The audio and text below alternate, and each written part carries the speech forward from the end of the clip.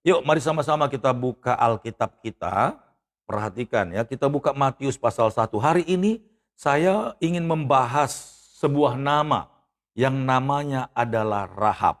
Ya, mungkin beberapa teman-teman semuanya sudah tahu Rahab itu siapa, tetapi pada siang hari ini ya, Pastor Daud diingatkan Tuhan untuk bahas ini agar kita tetap bersyukur dan tetap bersuka cita apapun yang terjadi dalam hidup kita, saudara. Karena bagi Tuhan, ya, semua manusia itu sama. Semua manusia itu sama. Statusnya mau tinggi rendah, tapi di hadapan Tuhan semuanya sama.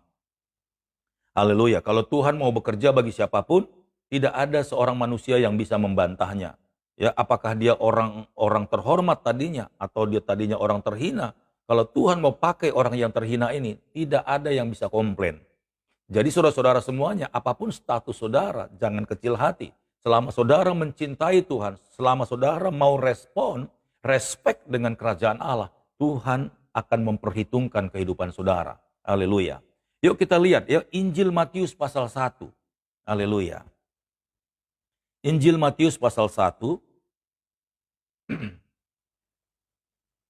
Judulnya di sana adalah silsilah Yesus Kristus. Artinya Yesus itu turunnya dari generasi, dari keturunan siapa? Itu namanya silsilah. Kalau di orang Batak itu Tarombo namanya ya. Itu bisa diurutkan, Tarombo, Martarombo namanya. Jadi dia dari marga mana, dari mamanya siapa dan siapa-siapa, itu namanya Tarombo.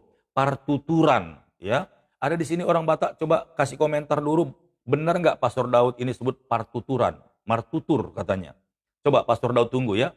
Ini Pastor Daud agak rileks pagi hari ini. Benar nggak? Ya, silsilah Yesus. Kamu dari mana? Marga mana? Ya, asalnya dari mana? Itu namanya martutur. Ya, martarombo katanya. Coba mana tadi yang orang Batak tadi, kasih komentar dong. Masih ada nggak ya?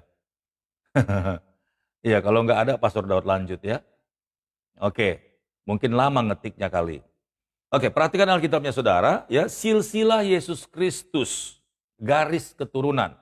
Oh benar Pak Pendeta. Oke, dilanjut sama Ito Pinani, Pak Pahan ya. Oke, Martutur, Martarombo katanya. Jadi kita silsilahnya bisa diketahui nomor berapa di generasi keberapa. Nomor, kalau orang Batak bilang nih, sorry ya teman-teman, nomor 3 doho katanya ya.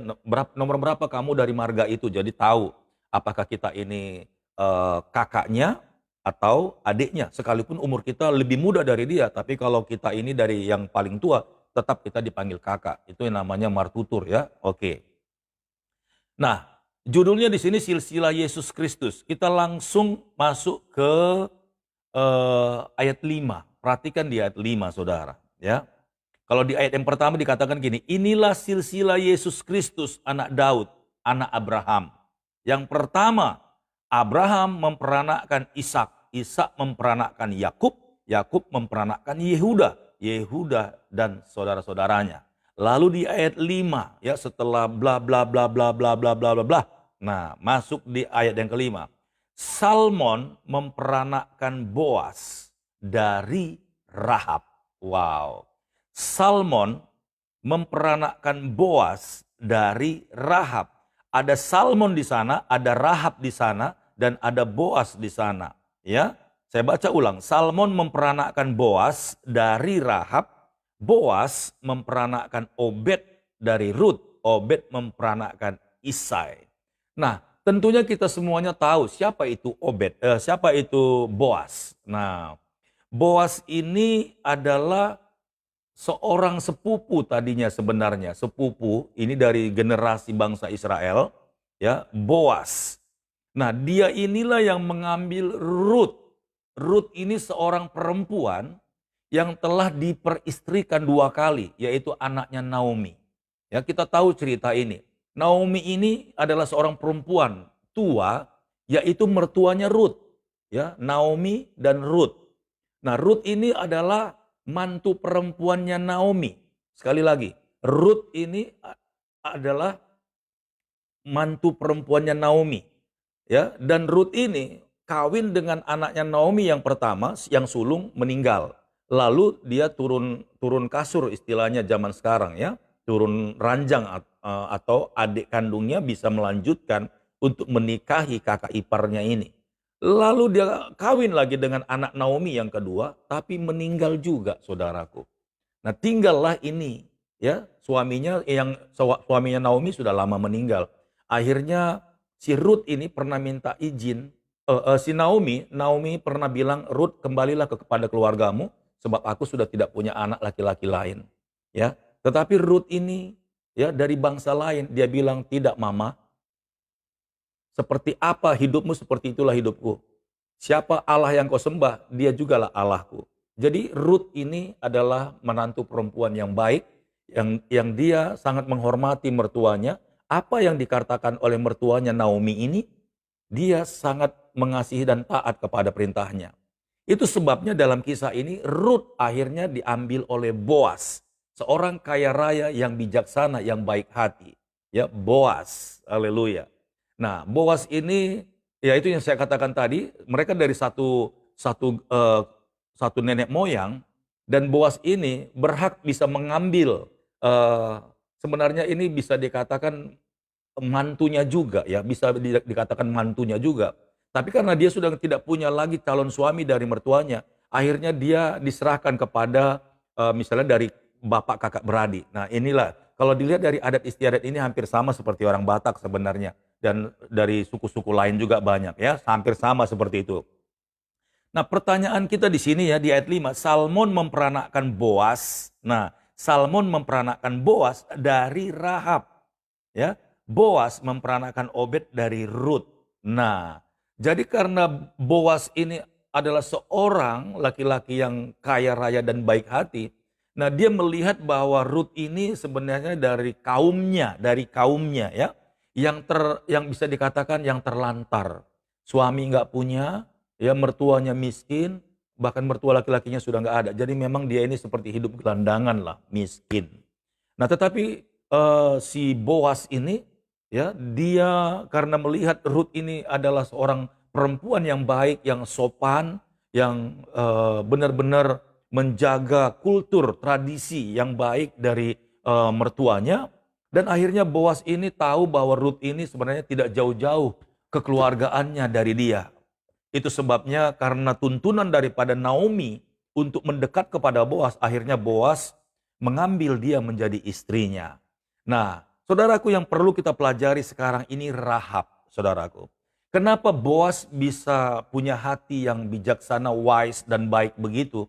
Bahkan dia orang kaya tapi tidak sombong. Dia orang kaya tapi dia tidak lupa diri. Dia masih memperhatikan kaumnya, ya, sesukunya, sebangsanya, yang terhina, yang miskin. Nah, dia angkat Ruth ini agar Naomi juga terangkat kehidupannya. Agar dari kaumnya itu tidak ada yang jatuh dan terhina, saudaraku. Itulah kasih. Ya, Boas ini adalah lambang seorang pribadi yang mau memberikan kehormatannya untuk mengangkat kehidupan orang. Ya, jadi seperti apa yang Pastor Daud lakukan dalam pelayanan ini pun, ya, pergi mengunjungi orang, itu pun sebenarnya untuk memperhatikan dan berbagi hidup sama seperti Boas, saudaraku. Tapi yang kita bahas hari ini bukan Boasnya, tapi kehidupan Boas itu bisa seperti itu karena siapa? Kita lihat ke atasnya tadi, saya sudah baca, saya ceritakan dengan detail biar saudara bisa mengikuti, ya. Nah, sekali lagi saya baca ayat yang kelima. Salmon memperanakkan Boas. Jadi Boas itu bapaknya adalah si Salmon, ya. Dan ibunya bernama Rahab, saudaraku. Nah, mungkin beberapa di antara teman-teman sudah tahu Rahab itu siapa. Dia adalah seorang pelacur, saudaraku. Seorang pelacur. Jadi Salmon ini kawin dengan seorang pelacur dan muncullah anaknya yang bernama Boas. Nah, ternyata pribadi Rahab itu, si seorang pelacur itu, dia memang pelacur tapi hatinya penuh dengan kasih sayang dan belas kasihan. Sehingga sekalipun dia sudah menikah, punya anak, saudara, dan diberi nama Boas, dia mengajarkan yang namanya kebaikan-kebaikan, kasih sayang, kepedulian, dan juga mencintai sesama. Dia tidak orang jahat, saudaraku. Nah, Sebelum kita teruskan, saya mau katakan, Rahab, dia seorang pelacur. Tetapi lewat Rahab ini, saudaraku, muncullah generasi terakhir yang menjadi juru selamat manusia. Itulah Yesus Kristus, saudaraku. Makanya judulnya di Matius 1 ini silsilah Yesus Kristus. Ternyata dari panjangnya silsilah sampai Yesus lahir, saudaraku, di tengah-tengah ini ada satu kisah yang sangat mengharukan. Ternyata lahirnya Yesus ini tidak terlepas dari perjalanan sebuah kehidupan yang sebenarnya tanda kutip sangat terhina. Tetapi dia hatinya mulia. Dialah Rahab, saudaraku, si seorang pelacur itu. Jadi saya mau bilang begini sama saudara. Apapun situasimu saat ini, saya tidak tahu saudara itu seperti apa keluarganya, seperti apa hidupmu waktu itu, bahkan sampai sekarang. Tapi saya mau bilang, kalau saudara, sebentar lagi kita belajar tentang Rahab. Kalau saudara mau berubah, saudara mau hidup dalam kebenaran, saudara mau tetap percaya kepada Allah, saya pastikan saudaraku, tidak ada satu generasi yang batal dari hidupmu. Justru kalau saudara dalam keadaanmu yang terpuruk, saya tidak bilang saudara pelacur, saudara. Tapi ada banyak peristiwa pengalaman yang sangat pahit, menyedihkan, bahkan yang menjadi mungkin saudara trauma, saudaraku. Saudara mungkin mengingat perbuatan itu sangat menjijikkan. Tapi saya mau bilang, ketika saudara berubah, ketika saudara bertobat, ketika saudara percaya dan terima Tuhan Yesus, Tuhan perhitungkan imanmu. Dosamu dilupakan, saudaraku. Ya, jangan terintimidasi, jangan saudara tertuduh ketika saudara memang sudah melakukan dosa itu, bahkan sangat bejat sekalipun, saudaraku. Dengar baik-baik. Ketika saudara ambil keputusan, percaya sama Tuhan Yesus, saudara menerima dia, dan saudara hidup menyembah Allah kita. Dengar baik-baik, dosamu yang sebesar apapun akan dia jadikan putih seperti salju. Dan Tuhan jamin masa depanmu. Jangan kecewa, tetaplah berjalan terus. Katakan buat samping kiri kananmu, tuh dengar khotbahnya Pastor Daud. Dengar. Kalau kita tidak mau bertahan dalam iman, kalau kita tidak mau sungguh-sungguh serius ikut Tuhan, kalau kita tidak mau bayar harga sekarang, bagaimana saudara mau melihat generasi keturunanmu diberkati sama Tuhan? Rahab ini seorang pelacur, jelas nanti kita akan bahas di ayat kelima ini. Salmon memperanakkan Boas dari Rahab, saudaraku. Dari Boas inilah yang mengawini Rut, keluar generasi yang menyelamatkan kita. Allah pakai satu pribadi yang namanya Yesus itu. Haleluya. Nah saudaraku ini berkati oleh Tuhan, mungkin kita punya sejarah yang kelam, blacklist hari ini. Tapi percayalah ketika kita menyerahkan hidup kita kepada Tuhan, kita bertobat, kita setia kepada Dia. Dengar baik-baik. Generasimu akan Tuhan pulihkan, Tuhan berkati, dan Tuhan akan perbaiki, Tuhan akan jamin. Jangan takut, justru nanti dari generasimu itu akan Tuhan munculkan orang-orang besar yang diberkati oleh Tuhan. Haleluya, praise the Lord. Mari kita masuk ke dalam kisahnya, saudara. Ini dia, ya. Kita sudah lihat ya ayat kelima, Salmon memperanakkan Boas dari Rahab. Kita buka kitab Yosua, haleluya. Kita masuk ke dalam historinya. Yosua. Ya. Nah, tadi ingat ya, istrinya Rahab itu Salmon ya. Salmon istrinya Rahab kemudian melahirkan anak namanya Boas. Boas mengambil Rut dan kemudian muncul lagi generasi berikutnya, ya. Kita mampir di kisah Rahab ini. Yosua pasal 2 dari ayat yang pertama, saudaraku. Ini panjang sekali kisahnya ini, panjang sekali. Pastor Daud akan baca pelan-pelan. Hari ini kita banyak belajar ya, banyak belajar. Oke, saya akan baca. Judulnya Pengintai-pengintai di Yeriko. Ya. Haleluya.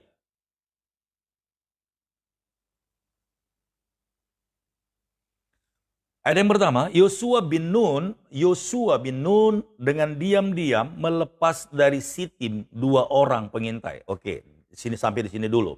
Yosua bin Nun. Jadi saudaraku ini berkati oleh Tuhan, kenapa di sini sekarang jadi Yosua bukan Musa?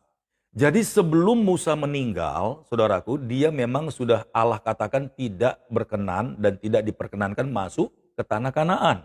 Karena ada hal-hal yang di mata Tuhan dia telah tidak menjadi teladan. Ya.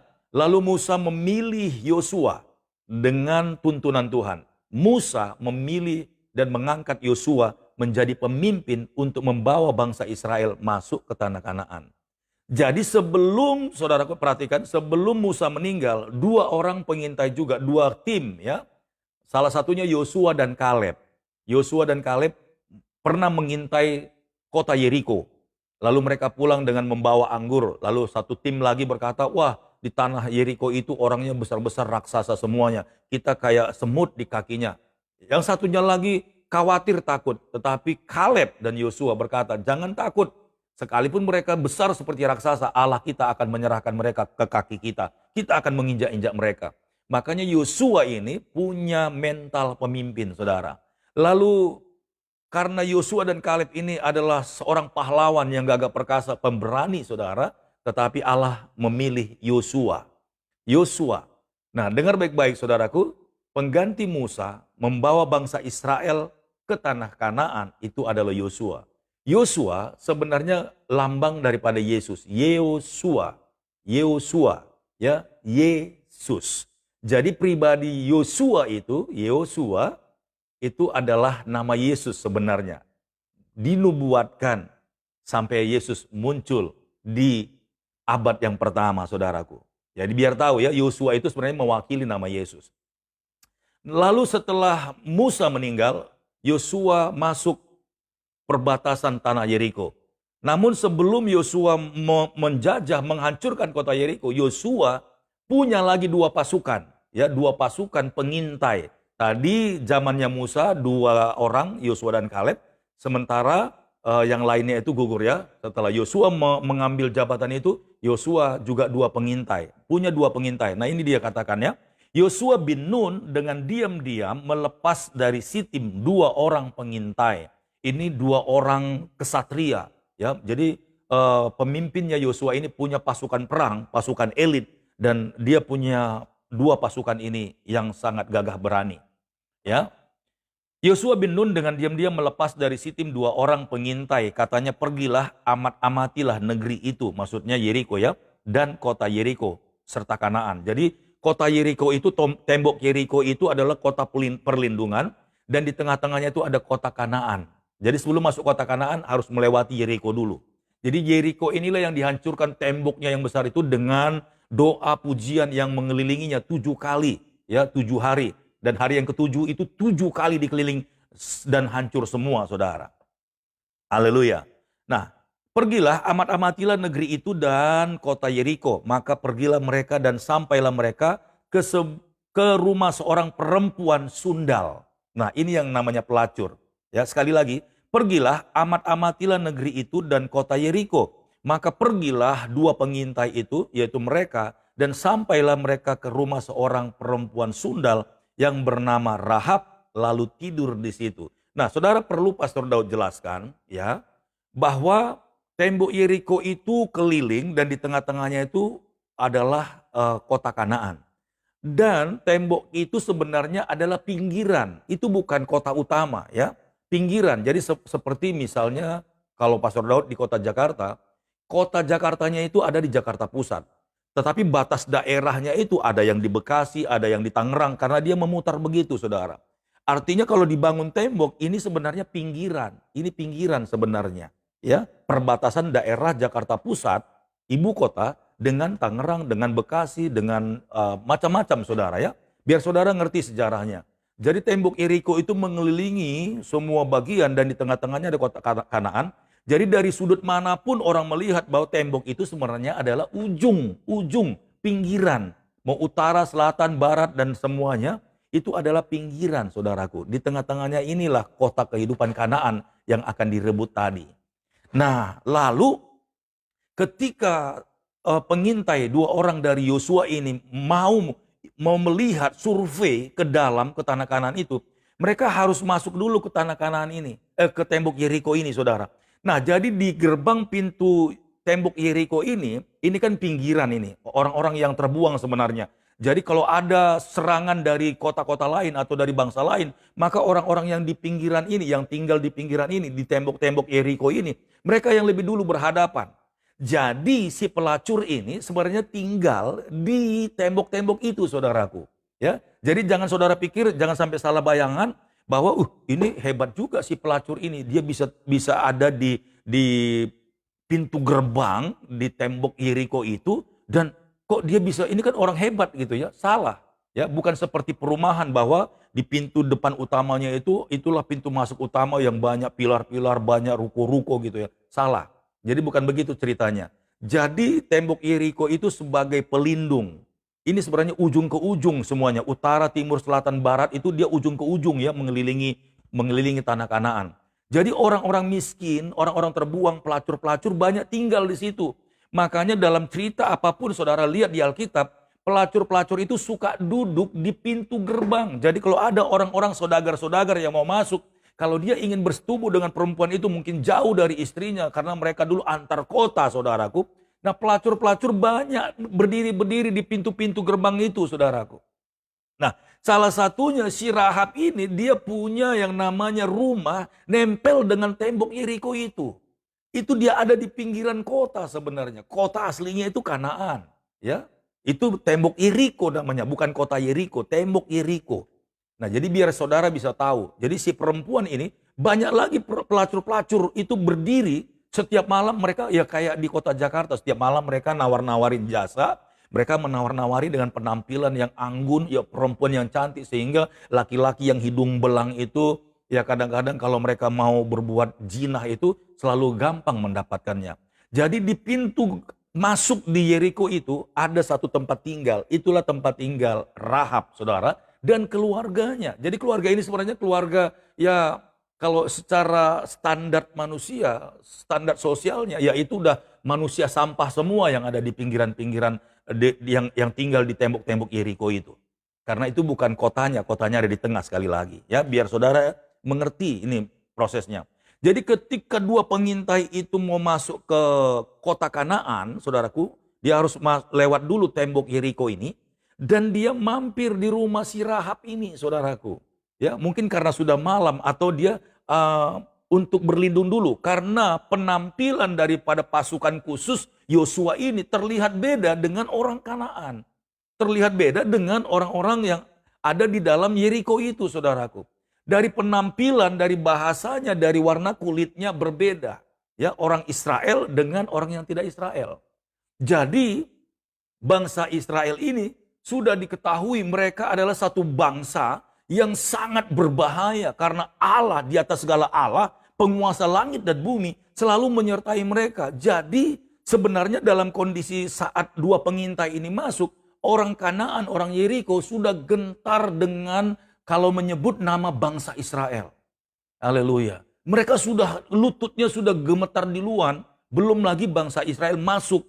Karena beberapa bangsa-bangsa sudah dijajah oleh bangsa Israel, ditaklukkan, saudara. Bahkan bangsa-bangsa lain melihat bangsa Israel ini keluar dari tanah Mesir, membelah laut Teberau. Wow, itu semua negara takut dengan bangsa Israel.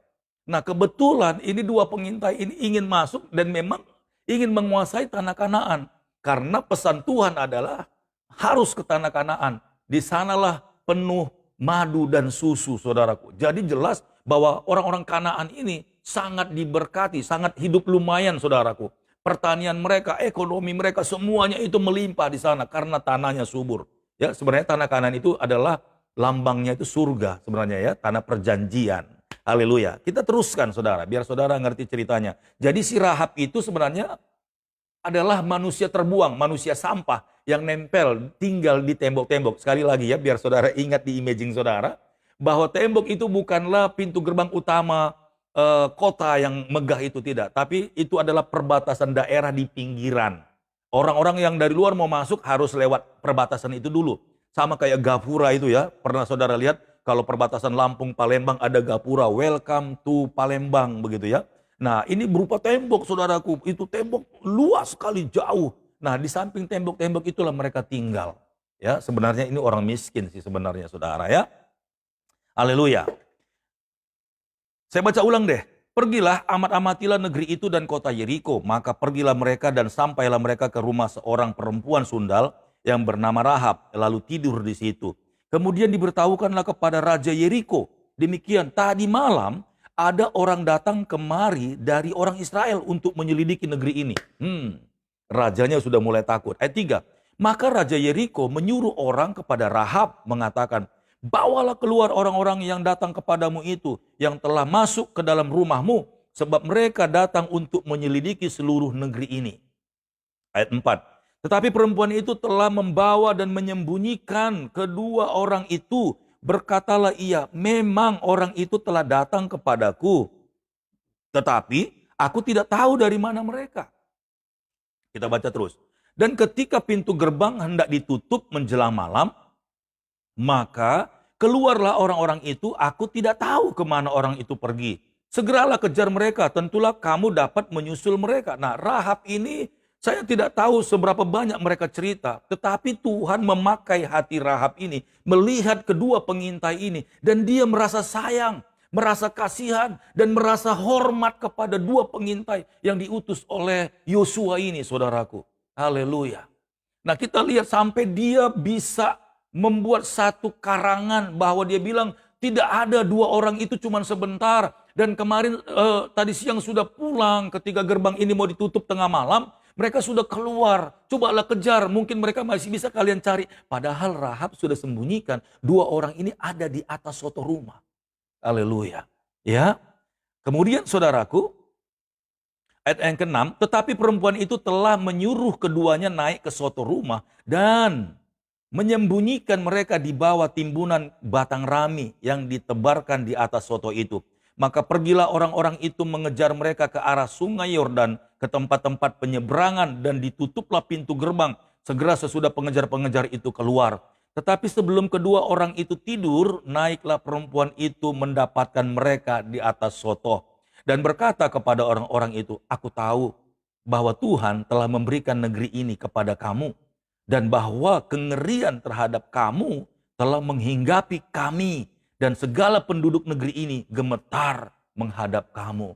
Wow. Rahab tahu, saudaraku. Sepertinya Roh Kudus sudah berbicara di hatinya. Tapi justru dia tidak bahkan menjadi istilahnya penyebar kebocoran. Ini dia, tangkap dia. Tidak seperti itu, saudara. Sekalipun Rahab ini bukan dari bangsa Israel. Dengar baik-baik. Sudah pelacur, bukan juga satu bangsa dengan Israel. Tapi dia membela dua orang pengintai ini. Haleluya. Saudaraku diberkati oleh Tuhan. Ya. Ini dua cerita bukti ini saja. Rahab ini jauh dari yang namanya kasih karunia. Tapi karena dia ambil bagian sedikit saja dalam kisah perjalanan orang Israel. Dan dia bisa menghormati Tuhan dengan cara itu, saudaraku. Seakan-akan dia tidak takut bangsanya dijajah sama orang Israel. Tapi dia beroleh belas kasihan dari Tuhan. Kita teruskan ya. Haleluya. Ayat yang ke-10. Sebab kami mendengar bahwa Tuhan telah mengeringkan air laut Teberau di depan kamu ketika kamu berjalan keluar dari Mesir, dan apa yang kamu lakukan kepada kedua raja orang Amori yang di seberang sungai Yordan itu, yakni kepada Sihon dan Og yang telah kamu tumpas. Ayat 11. Ketika kami mendengar itu, tawarlah hati kami dan jatuhlah semangat setiap orang yang menghadapi kamu. Sebab Tuhan Allahmu ialah Allah di langit, di atas, dan di bumi di bawah. Nah, ketika Rahab ini mendengar bahwa Allahnya orang Israel itu begitu hebat, justru dia hormat kepada Allahnya orang Israel, saudaraku. Hatinya terpaut kepada Allahnya orang Israel. Sekalipun dia tidak punya generasi atau keturunan orang-orang yang diberkati oleh Allah. Tapi dia mau ambil bagian sedikit saja dari kisah kehidupan orang Israel, saudaraku. Nah, dia tahu bahwa Allah Israel ini dahsyat yang memberkati bangsa Israel kemanapun dia pergi. Ya, haleluya. Kita teruskan lagi, saudara. Ayat yang ke-12. Maka sekarang katanya, waktu dia naik ke suatu rumah itu, dia ngomong sama dua orang ini. Aku tahu kalian begini. Lalu ayat yang ke-12 ini berkata, maka sekarang bersumpahlah kiranya demi Tuhan bahwa karena aku telah berlaku ramah terhadapmu, kamu juga akan berlaku ramah terhadap kaum keluargaku, dan berikanlah kepadaku suatu tanda yang dapat dipercaya. Bahwa kamu akan membiarkan hidup ayah dan ibuku, saudara-saudaraku yang laki-laki dan yang perempuan, dan semua orang mereka, dan bahwa kamu akan menyelamatkan nyawa kami dari maut. Maksudnya perempuan si Rahab ini sudah tahu nanti ketika bangsa Israel itu masuk, menguasai tembok Yeriko dan menghancurkannya serta merebut kota Kanaan. Tidak ada satupun orang yang dihidupkan, dikasih hidup. Biasanya itu memang perintah Tuhan. Berhala-berhala mereka, bahkan dari bangsa itu janganlah kasih satu orang pun hidup. Karena itu nanti akan merubah generasi Israel. Kalau ada satu pun yang hidup nanti, maka kebiasaan mereka akan mempengaruhi kebiasaan orang Israel. Makanya Allahnya orang Israel itu tidak kompromi. Semuanya ditumpas, saudaraku. Nah, namun karena peristiwa ini, Rahab mengikat sebuah perjanjian. Buatlah perjanjian kepadaku sekarang, karena aku telah berbuat kasihan kepada kalian, sehingga kalian selamat hari ini. Maka berjanjilah di hadapan Tuhan kepadaku bahwa ketika kalian nanti menguasai kota ini, jangan sampai aku, orang tuaku, saudara laki-lakiku, saudara perempuanku, bahkan kaum keluargaku yang tinggal di rumah ini, jangan sampai ada satu orang pun yang mati. Luar biasa imannya, saudaraku. Luar biasa imannya. Inilah penggenapan firman yang Yesus katakan, jikalau satu orang saja diselamatkan, maka seisi keluarganya akan dimenangkan. Ini satu jaminan, saudaraku. Firman itu digenapi di Rahab ini, saudara. Haleluya. Kita lihat terus, kita teruskan ya. Lalu jawab kedua orang itu kepadanya, nyawa kamilah jaminannya bagi kamu, asal jangan kau biarkan perkara kami ini. Apabila Tuhan nanti memberikan negeri ini kepada kami, maka kami akan menunjukkan terima kasih dan setia kami kepadamu. Kemudian perempuan itu menurunkan mereka dengan tali melalui jendela. Sebab rumahnya itu letaknya pada tembok kota. Jelas ya? Nempel di tembok kota, saudaraku. Haleluya. Jadi pada tembok itulah ia diam. Orang-orang miskin itu tinggal di sana kayak anak gelandangan tinggal di bawah kolong jembatan, saudaraku ya. Ayat yang ke-16, berkatalah ia kepada mereka, pergilah ke pegunungan, diarahkan saudara. Karena dia tahu tadi tentara-tentara orang Yeriko itu larinya ke arah mana, maka perempuan ini menyuruh dua orang ini untuk pergi ke arah lain, biar tidak ketemu. Jadi diatur betul, sehingga dua pengintai dari Yosua ini selamat, saudaraku. Karena ikut berperkaranya seorang yang namanya Rahab si pelacur ini. Nah, saudaraku ini berkati oleh Tuhan. Sekali lagi, ini jadi pengajaran buat kita. Kita akan bacakan terus nanti. Pastor Daud katakan begini, Tuhan gak peduli saudara siapa statusmu seperti apa sekarang. Ketika saudara mau ambil bagian dalam sebuah pelayanan, saudaraku. Haleluya. Apa yang saudara perbuat itu pertaruhan iman di hadapan Tuhan. Untuk Tuhan berkati generasi keluargamu. Lakukan. Do something to the Lord. Lakukan sesuatu untuk Tuhan. Come on. Haleluya. Come on. Ada perjanjian yang tidak bisa dibatalkan oleh Tuhan. Kalau engkau mau ambil bagian barang sekecil apapun dalam pelayanan hamba-hamba Tuhan. Dalam pelayanan pengintaian pemberitaan Injil. Lakukan sesuatu apa yang saudara bisa. Itu akan membuat sebuah perjanjian di dalam hadirat Tuhan. Yang Tuhan tidak bisa batalkan, saudaraku. Haleluya. Praise the Lord. Kalau saudara mau merubah hidupmu, masa depanmu. Saudara mungkin hari ini miskin, bahkan seperti Rahab ini, Pastor Daud mungkin kalau bisa disamakan saya sama dengan Rahab. Saya mau bilang, belajarlah dari Rahab. Haleluya. Ambil bagian, mulailah lakukan sesuatu. Tuhan, aku mau ambil bagian dalam pelayanan sekecil apapun Tuhan. Baik pelayanan di gereja Tuhan, baik di lingkungan, di komsel, di komunitas Tuhan. Orang mau lihat saya seperti apa silakan. Orang mau lihat suami saya seperti apa silakan. Orang mau lihat keluarga kami silakan Tuhan. Aku gak peduli, yang penting aku mau melayani Tuhan. Haleluya. Praise the Lord. Dengan cara itu saja, cuman dengan cara itu saja, saudara bisa merubah masa depan keluarga saudara. Karena Tuhan yang akan menjaminnya, saudaraku. Haleluya. Makanya firman Tuhan berkata begini. Barang siapa memberi secangkir saja air putih kepada salah seorang muridku yang kecil ini, dengar baik-baik, maka dia tidak akan kehilangan upah seorang murid. Jadi kalau saudara mau melihat yang namanya berkat surga itu, saudaraku, ambil satu bagian dalam pelayananmu. Haleluya. Ya, kita baca, kita teruskan. Ayat yang ke-16 saya baca ulang. Berkatalah ia kepada mereka, pergilah ke pegunungan supaya pengejar-pengejar itu jangan menemui kamu. Dan bersembunyilah di sana 3 hari lamanya sampai pengejar-pengejar itu pulang. Kemudian bolehlah kamu melanjutkan perjalananmu. Kedua orang itu berkata kepadanya, kami akan bebas dari sumpah kami ini kepadamu yang telah kau suruh kami ikrarkan. Sesungguhnya Apabila kami memasuki negeri ini, haruslah tali dari benang kirmiji ini, tali yang menurunkan mereka dari Sotoh itu, saudaraku, dari tempat tinggal Rahab itu, menurunkan mereka keluar dari pintu gerbang itu, saudara, dengan tali itu.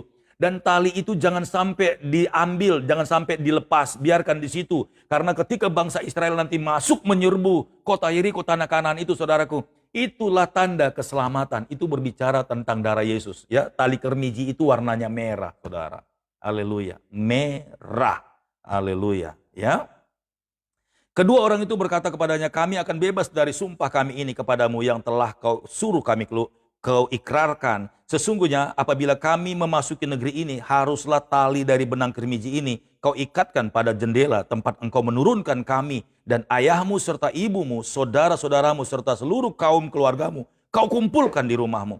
Setiap orang yang keluar nanti dari pintu rumahmu harus sendiri menanggung akibatnya. Kalau darahnya tertumpah dan kami tidak bersalah, tetapi siapapun yang juga yang ada di dalam rumahmu, jika ada orang yang menciderainya, kamilah yang menanggung akibatnya, pertumpahan darahnya. Artinya, saudara, ketika bangsa Israel nanti masuk menyerbu kota Kanaan itu lewat pintu gerbang Yeriko itu, tidak ada satu orang pun, tidak boleh dari satu orang pun keluarga Rahab ini keluar dari rumah. Sembunyilah di rumah itu, karena sudah dikasih tanda oleh dua pengintai ini, bahwa rumah yang di dekat pintu gerbang itu, yang di sebelah kiri itu, jangan diapa-apain karena mereka pernah menyelamatkan kami. Tetapi kalau ada satu keluarga yang tidak percaya dengan Rahab dan dia keluar, dan pada saat peristiwa perebutan kota itu, maka jangan salahkan kami ya Rahab, kalau nanti dia mati karena dianggap musuh. Tapi kalau kau bisa katakan kepada mereka agar mereka tetap stay di rumah, jangan keluar ketika kota itu direbut sama bangsa Israel, maka kamilah jaminannya. Kau pasti selamat, keluargamu, orang tuamu, bahkan semua kaummu dipastikan selamat dan tidak akan ada yang mati. Itu janjinya, saudaraku. Ayat yang ke-20. Tetapi jika engkau mengabarkan perkara kami ini, maka bebaslah kami dari sumpah kepadamu itu yang telah kau suruh kami ikrarkan. Maksudnya bocor mulut ya, dia bocorkan semua kejadian ini. Tetapi perempuan itu tidak. Perempuan itu pun berkata, seperti yang telah kamu katakan, demikianlah akan terjadi. Sesudah itu dilepaskanlah orang itu pergi, maka berangkatlah mereka. Kemudian perempuan itu mengikatkan tali kirmiji itu pada jendela. Dia biarkan itu sebagai tanda. Mereka pun pergilah dan tiba di pegunungan. Mereka tinggal di sana 3 hari lamanya sampai pengejar-pengejar itu pulang. Pengejar-pengejar itu telah mencari kemana-mana sepanjang jalan tanpa menemukan mereka. Karena memang beda jalannya, saudara. Maka pulanglah kedua orang itu. Mereka turun dari pegunungan lalu menyeberang dan sampai kepada Yosua bin Nun. Kemudian mereka ceritakan segala pengalaman mereka. Kata mereka kepada Yosua, Tuhan telah menyerahkan seluruh negeri ini ke dalam tangan kita. Bahkan seluruh penduduk negeri itu gemetar menghadapi kita. Nah, saudara ini berkati Tuhan, setelah lepas cerita ini, maka kita lanjut, saudara, Yosua pasal 6. Nah, Yosua pasal 6. Kita lanjut kisahnya. Haleluya. Biar saudara tidak gantung ya. Haleluya.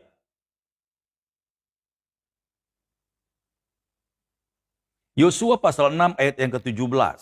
Ya, ini kisah runtuhnya tembok Yeriko, tapi kita langsung masuk di ayat yang ke-17.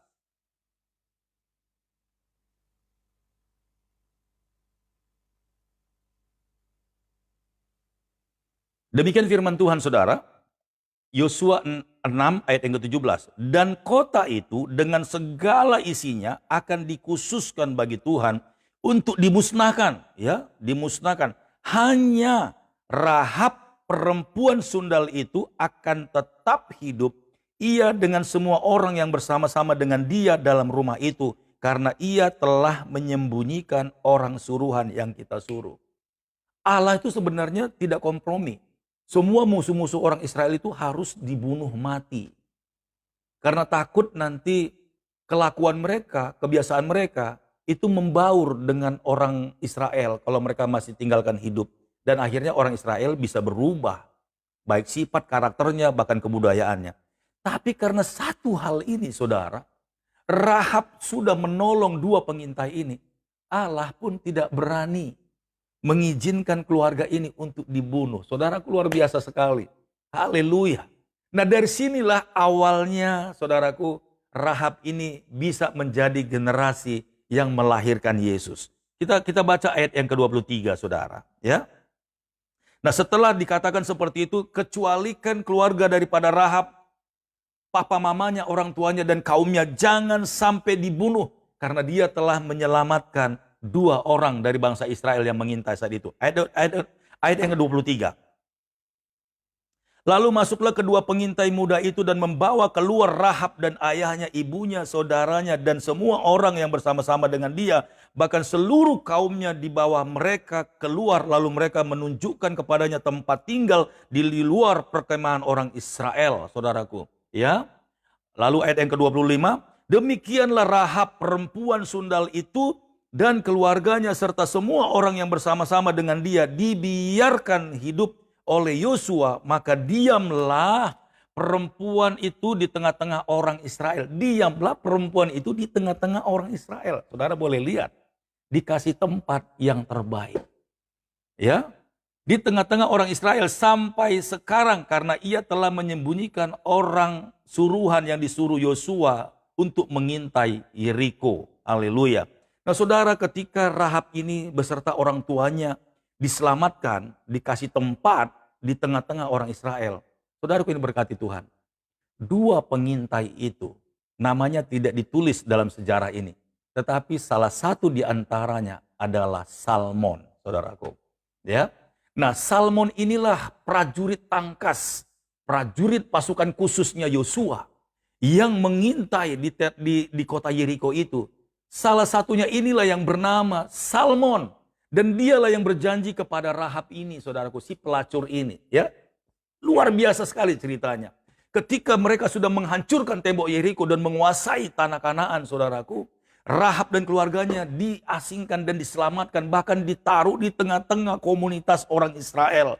Nah, buat apa mereka di situ? Nggak ada yang berani menyentuh mereka karena mereka sudah menjadi pahlawan atas bangsa Israel. Tetapi Salmon ini punya yang namanya belas kasihan, saudaraku. Lihat, belas kasihan. Karena Rahab ini harus diurus, Rahab ini harus diperhatikan karena dia sudah berjasa atas bangsa Israel. Maka dengar baik-baik, saudaraku. Salmon, satu di antara 2 orang prajurit khususnya Yosua ini, dialah yang mengambil Rahab menjadi istrinya. Agar Rahab ini tidak terkatung-katung di tengah-tengah bangsa Israel. Sehingga Rahab ini menjadi bagian keluarga Israel, maka Salmon ini mengambil Rahab menjadi istrinya. Saudara lihat, Salmon prajurit setia Yosua, gagah perkasa dan tangkas serta pemberani. Sementara Rahab punya hati yang penuh dengan belas kasihan, dikombine sama Tuhan, diizinkan sama Tuhan. Ya, anak Israel, anak perjanjian mengawini Rahab si pelacur. Tapi di mata Tuhan dia bukan pelacur. Tapi dia adalah orang yang punya hati yang kudus di hadapan Tuhan. Saya mau bilang sekali lagi pagi hari ini, saudaraku. Apapun statusmu itu nilai manusia. Ketika saudara mau berbalik kepada Tuhan, saudara mulai care dan peduli dengan yang namanya melayani Tuhan, saudaraku. Tuhan tidak ingat statusmu. Tuhan tidak ingat lagi siapa saudara dulu. Yang penting di mata Tuhan, saudara punya hati untuk menyenangkan hati Tuhan. Haleluya. Nah, inilah kisah Rahab ini, saudara. Suaminya bernama Salmon, seorang prajurit tangkas dari Yosua. Dan lewat pernikahan Salmon dan Rahab inilah mereka tinggal di Israel. Sampai hari ini masih tercatat sejarahnya. Dari sinilah lahir yang namanya Boaz itu, saudaraku. Haleluya, praise the Lord. Begitu luar biasanya kisah kehidupan si Rahab, si pelacur ini. Ternyata, saudaraku, dari garis kehidupan Rahab ini dan Salmon ini, turun ke bawah dan lahirlah sang juru selamat. Saudaraku ini berkati oleh Tuhan. Pagi hari ini bukankah ini menjadi penghiburan buat saudara dan saya? Haleluya. Bahwa masa lalu kita bolehlah punya masa lalu yang gelap. Tapi itu di mata Tuhan ketika kita berubah dan bertobat. Tuhan tidak membiarkan segala kekelaman itu terus menghantui kita. Berbaliklah kepada Tuhan. Berjalanlah dengan iman. Tuhan akan mengubah generasimu menjadi generasi yang besar, generasi yang diberkati. Allah Bapa kita tidak malu ketika anaknya, jelmaannya itu yang menjadi dari manusia yang menjadi Allah itu, saudaraku, Yesus namanya, dia tidak malu kalau ternyata dari garis keturunan seorang pelacur. Halo, bukankah ini adalah satu peristiwa dan satu kejadian yang hebat? Haleluya. Dari keturunan Rahab si pelacur dan bukan bangsa Israel, tapi diadopsi oleh Salmon dan menjadi istrinya, sehingga warga negara si Rahab ini yang tadinya orang Yeriko menjadi warga negara Israel sampai hari ini. Dan lewat keturunan mereka inilah, lewat Boas dan Ruth, kemudian terus sampai ke bawah kalau saudara baca di kitab Matius pasal 1 tadi. Terakhir sekali muncul Sang Juru Selamat, Yesus namanya. Pagi hari ini saudara, ini berkat buat kita. Ini berkat dari Tuhan buat kita. Teguhkan hatimu, tetap semangat melayani Tuhan. Ada upah yang besar yang Tuhan siapkan buat kita semuanya. Puji Tuhan, Tuhan Yesus memberkati. Shalom.